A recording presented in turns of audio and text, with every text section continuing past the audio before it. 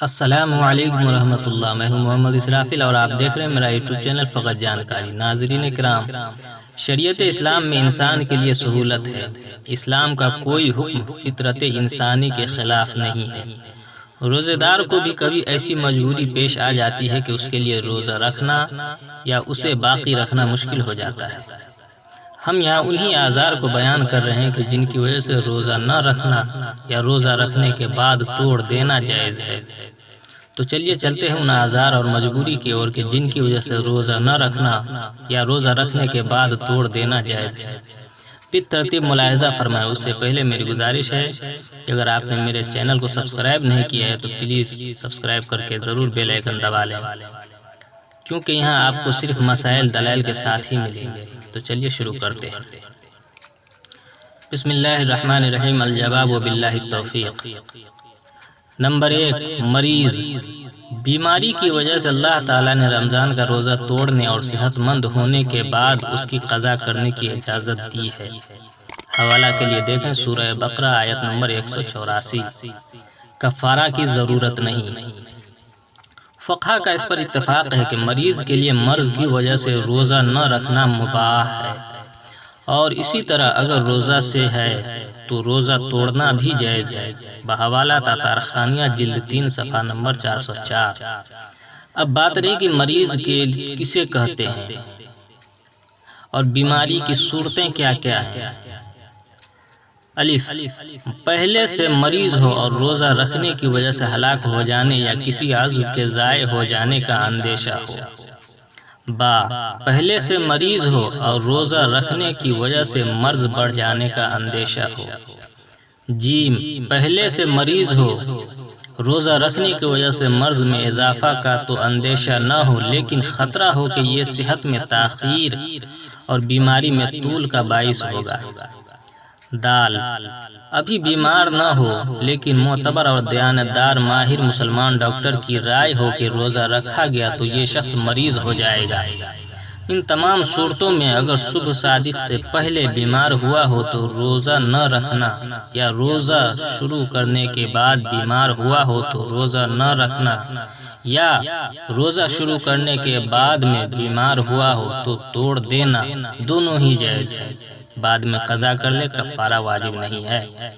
بحوالہ بدائع الصنائع جلد 2 صفحہ نمبر 250۔ اس بات کا خیال رکھنا چاہیے کہ محض بیماری کے وہم کی وجہ سے روزہ چھوڑنا جائز نہیں۔ چنانچہ اوپر جو صورتیں بیان کی گئی ہیں وہ اسی وقت معتبر مانی جائیں گی جب مسلمان دیانتدار ماہر ڈاکٹر سے مشورہ پر مبنی ہو اور گمان غالب کے درجے کی ہوں۔ بحوالہ فتاوی ہندیہ جلد 1 صفحہ نمبر 207۔ اعصابی کمزوری، کبھی ایسی صورت بھی پیش آ جاتی ہے کہ ایک شخص اعصابی کمزوری کا دائم المریض ہونے کی وجہ سے مسلسل روزے نہیں رکھ سکتا۔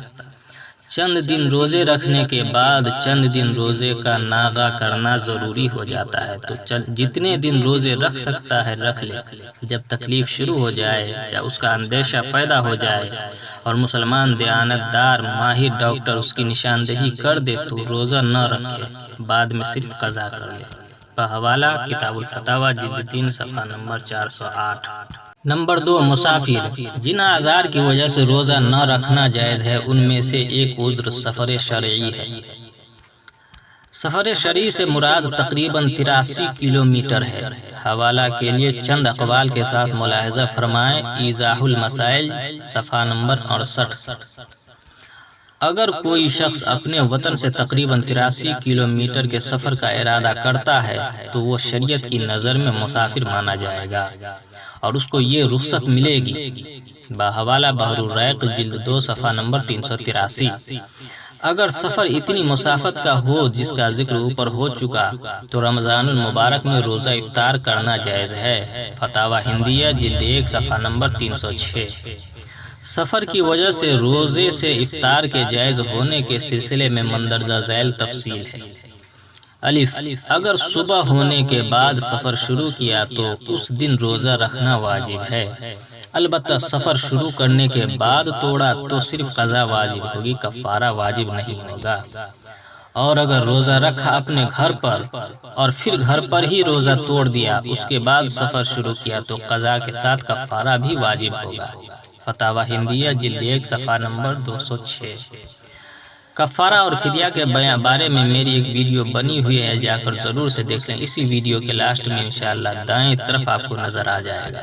بات سفر میں تھا اور سفر ہی میں صبح ہوئی تو اب روزہ نہ رکھے، یا رکھنے کے بعد توڑنے میں کوئی حرج نہیں ہے، صرف قضا واجب ہوگی، کفارہ نہیں۔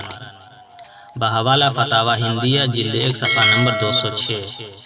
جیم، صبح صادق کے وقت گھر پر تھا اور روزہ رکھا اور پھر سفر شروع کیا، پھر راستے میں کوئی چیز یاد آئی اور دوبارہ گھر واپس آیا اور گھر پر ہی روزہ توڑ دیا تو یہ جائز نہیں ہے اور قضا کے ساتھ کفارہ بھی واجب ہوگا۔